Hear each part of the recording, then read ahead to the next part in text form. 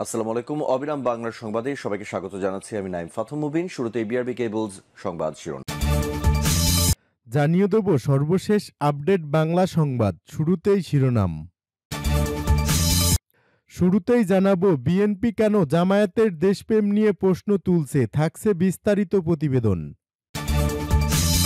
এদিকে কিছু মানুষ ঐক্যে ফাটল ধরানোর চেষ্টা করছে, দ্রুত নির্বাচন হলে সৃষ্ট সংকট দূর হয়ে যাবে বললেন মির্জা ফখরুল।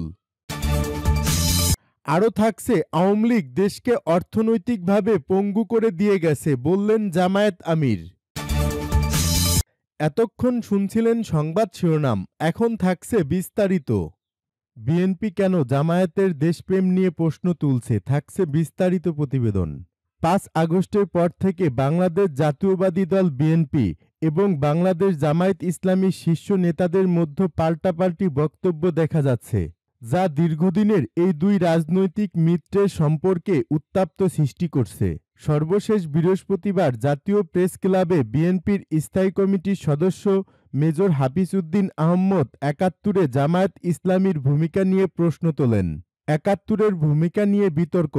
গত ডিসেম্বর জামায়াত ইসলামীর আমির ডাক্তার শফিকুর রহমানের পরীক্ষিত দেশপ্রেমিক শক্তি মন্তব্যের প্রসঙ্গ টেনে মেজর হাফিজ বলেন, আমরা ভেবেছিলাম এখন একটা সুযোগ এসেছে, এই সুযোগে বোধহয় তারা ৭১-এর ভূমিকার জন্য জনগণের কাছে ক্ষমা প্রার্থনা করবে। তবে তিনি বলেন, তারা ৭১-এর ভূমিকাকে জাস্টিফাই করার চেষ্টা করছে এবং এখন দেশপ্রেমিক হিসেবে আবির্ভূত হয়েছে। জামায়াতের পক্ষ থেকে দলটির মুখপাত্র মতিউর রহমান আকন্দ এই বক্তব্যের প্রতিক্রিয়ায় বলেন, দেশপ্রেম নিয়ে ডাক্তার শফিকুর রহমান সাহেব তার দলের অবস্থান তুলে ধরেছেন। তিনি জামায়াত ইসলামীকে একটি দেশপ্রেমিক দল বলেছেন, তার মানে এই নয় যে অন্য কোনো দলের মধ্যে দেশপ্রেম নেই। একই সঙ্গে তিনি জানান, জামায়াত ইসলামী এই জাতীয় বক্তব্যকে আমলে নেয় না। পাল্টাপাল্টি অভিযোগ, বিএনপি জামায়াতের নেতারা একে অপরকে কেন্দ্র করে একাধিক মন্তব্য করেছেন। গত ২৬শে ডিসেম্বর জামায়াত ইসলামীর আমির এক কর্মী সম্মেলনে বলেন, একজন চাঁদাবাজ পালিয়েছে, আরেকজন চাঁদাবাজিতে লেগে গেছে। এর জবাবে ১৯শে ডিসেম্বর বিএনপির সিনিয়র যুগ্ম মহাসচিব রুহুল কবির রিজভী বলেন, আমরা দেখেছি ইসলামী ব্যাংক কিভাবে গ্রাস করে নিল একটি রাজনৈতিক দলের অনুসারীরা। তিনি আরও বলেন, কারা পায়ের রগ কাটে তা জনগণ ঠিকই জানে। বিশ্লেষকদের দৃষ্টিভঙ্গি, বিশ্লেষকরা বলছেন, রাজনৈতিক সমীকরণের কারণেই দুই মিত্রের মধ্যে এই দ্বন্দ্ব তৈরি হয়েছে। রাজনৈতিক বিশ্লেষক মহিউদ্দিন আহমদ বলেন, যখন আওয়ামী লীগ মাঠে ছিল তখন উভয়ের প্রধান শত্রু ছিল। শত্রুর প্রধান শত্রুর বিরুদ্ধে তাদের মধ্যে ঐক্য হয়েছিল। তবে এখন আওয়ামী লীগের অনুপস্থিতিতে জামায়াত ভোট ব্যাংক দখলের চেষ্টা করছে।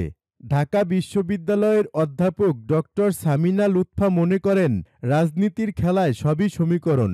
এতদিন যে সমীকরণের কারণে জামায়াত বিএনপির সঙ্গে ছিল, এখন সেই একই সমীকরণের কারণে তারা একসাথে থাকতে পারবে না।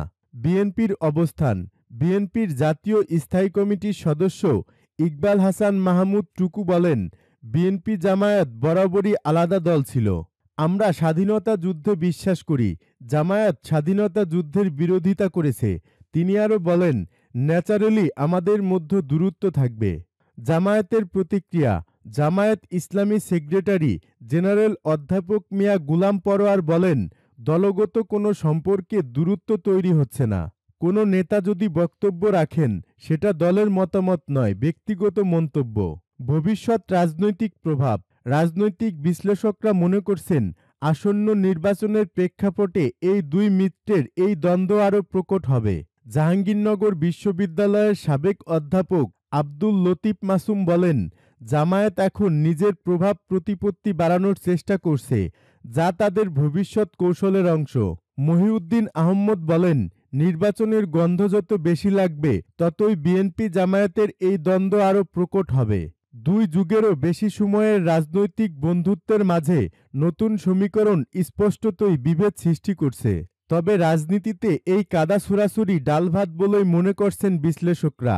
দুই দলের সম্পর্কের ভবিষ্যৎ কিভাবে রূপ নেবে তা রাজনীতিতে মাঠের উত্তাপেই নির্ভর করবে। কিছু মানুষ ঐক্য ফাটল ধরানোর চেষ্টা করছে, দ্রুত নির্বাচন হলে সৃষ্ট সংকট দূর হয়ে যাবে মির্জা ফখরুল। বিএনপির মহাসচিব মির্জা ফখরুল ইসলাম আলমগীর নতুন বাংলাদেশের স্বপ্ন বাস্তবায়নে সকলকে ধৈর্য ধরতে এবং হঠকারিতা করে ভুল কোনো সিদ্ধান্ত না নেওয়ার আহ্বান জানিয়েছেন। শনিবার দুপুরে এবি পার্টির জাতীয় কাউন্সিলের উদ্বোধনী অনুষ্ঠানে বিএনপি মহাসচিব এই আহ্বান জানান। তিনি বলেন, আজকে বাংলাদেশকে নতুন করে নির্মাণ করার যে স্বপ্ন আমরা দেখছি, সেই স্বপ্নকে বাস্তবায়িত করতে হলে আমাদেরকে একটু ধৈর্য ধারণ করতে হবে এবং হঠকারিতা করে ভুল সিদ্ধান্ত নিয়ে ভুল পদক্ষেপ করে আমরা যেন সেই স্বপ্নকে বিনষ্ট না করি, সেই বিষয়টা আমাদেরকে সবসময় লক্ষ্য রাখতে হবে। কিছু মানুষ ঐক্য ফাটল ধরানোর চেষ্টা করছে।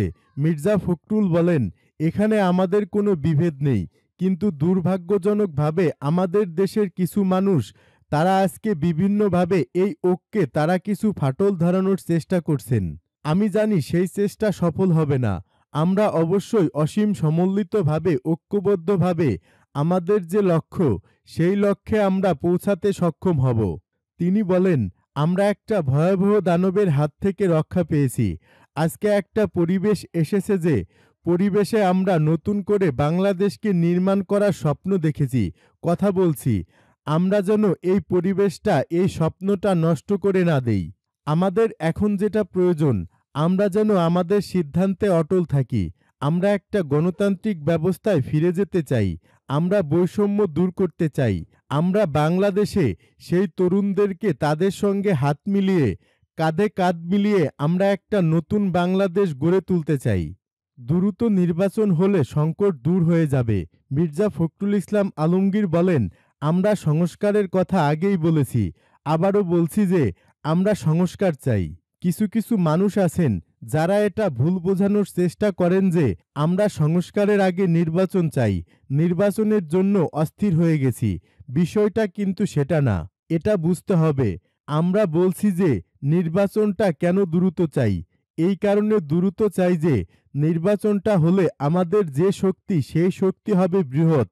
যে সরকারে থাকবে, পার্লামেন্টে থাকবে, অনেক কিছু শক্তিশালী হবে। যে সংকটগুলো সৃষ্টি হয়েছে সেইগুলো দূর হয়ে যাবে। তিনি বলেন, আমরা একথাও বলেছি যে নির্বাচনের পরে আমরা একটা ঐক্যবদ্ধ জাতীয় সরকার করতে চাই। সবাই মিলে রাষ্ট্রের সকল সমস্যার সমাধান আমরা করতে চাই। যারা আমাদের দলে আছেন, অন্য অন্য যেসব দল আছেন, তারা এটা ভাববেন, চিন্তা করবেন। আওয়ামী লীগ দেশকে অর্থনৈতিকভাবে পঙ্গু করে দিয়ে গেছে। জামায়াত ইসলামীর আমির ডাক্তার শফিকুর রহমান বলেছেন, পলাতক ফ্যাসিস্ট আওয়ামী লীগ সরকার দেশকে অর্থনৈতিকভাবে পঙ্গু করে দিয়ে গেছে। তারা ব্যাংক লুট করে, রাজকোষ শূন্য করে দেশের অর্থ বিদেশে পাচার করে দিয়েছে। জামায়াতের আমির আরও বলেন, বিগত জালেম সরকার দেশের মানুষের উপর নানাভাবে জুলুম নির্যাতন চালিয়েছিল। আওয়ামী ফ্যাসিবাদী সরকার দেশের শীর্ষস্থানীয় ইসলামী নেতাদের ফাঁসি দিয়ে হত্যা করেছে। জালেম সরকার দেশের আলেমদের বিরুদ্ধে মিথ্যা অভিযোগ দিয়ে তাদের অন্যায়ভাবে জেলে বন্দী করে তাদের উপর শারীরিক ও মানসিকভাবে নির্যাতন চালিয়েছিল। মানুষকে কথায় কথায় পুলিশ দিয়ে গুলি করে হত্যা করেছিল। মানুষের বাড়িঘর ভেঙে গুড়িয়ে দিয়েছিল। ডাক্তার শফিকুর রহমান বলেন, প্রবাসীদের যথাযথ মূল্যায়ন না করে বিগত সরকার তাদের ভিসা ও পাসপোর্ট না দিয়ে নানা জটিলতা সৃষ্টি করেছিল। বিদেশি দূতাবাসে অসৎ লোকদের নিয়োগ দিয়ে প্রবাসীদের পকেট কাটার ব্যবস্থা করেছিল। সৎ লোকেরা ক্ষমতায় এলে সব দুর্নীতি ও লুটপাট বন্ধ করে ইনসাম কায়েম করবে। আপনারা যারা প্রবাসে আছেন, আপনারাই বাংলাদেশের প্রতিনিধি। আপনারা সততা, নিষ্ঠা ও আন্তরিকতার সঙ্গে বিদেশে বাংলাদেশের ভাবমর্যাদা উন্নত করবেন, এটাই আমরা আশা করি।